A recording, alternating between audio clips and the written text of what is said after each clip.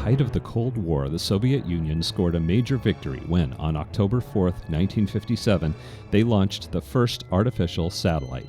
This satellite, named Sputnik, or Fellow Traveler of Earth in Russian, was a small metal sphere that broadcast a steady signal of beeps as it orbited the Earth at approximately 18,000 miles per hour for 22 days.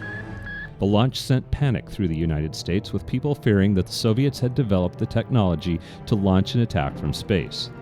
The Soviets, for their part, claimed that the satellite's sole purpose was the gathering of scientific data. U.S. politicians, however, feared that the Soviets were becoming an even bigger threat through their technological advances and fast-tracked America's space exploration program that culminated in the moon landing of 1969.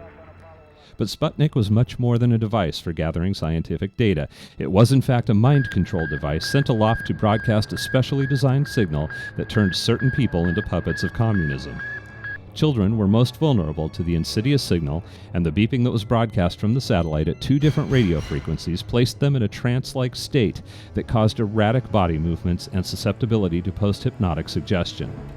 All over the United States, children began to behave erratically and rebel against their parents' conservative ideals, including a 6-year-old Rush Limbaugh.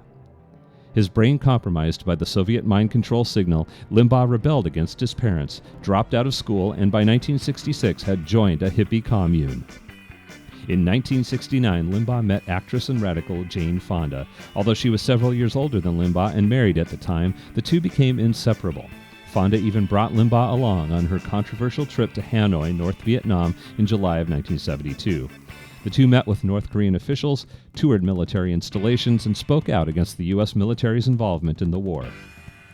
In 1973, Fonda broke things off with Limbaugh and married left-wing activist Tom Hayden. Limbaugh's devastation over the loss of Fonda reversed the effects of the Sputnik beam.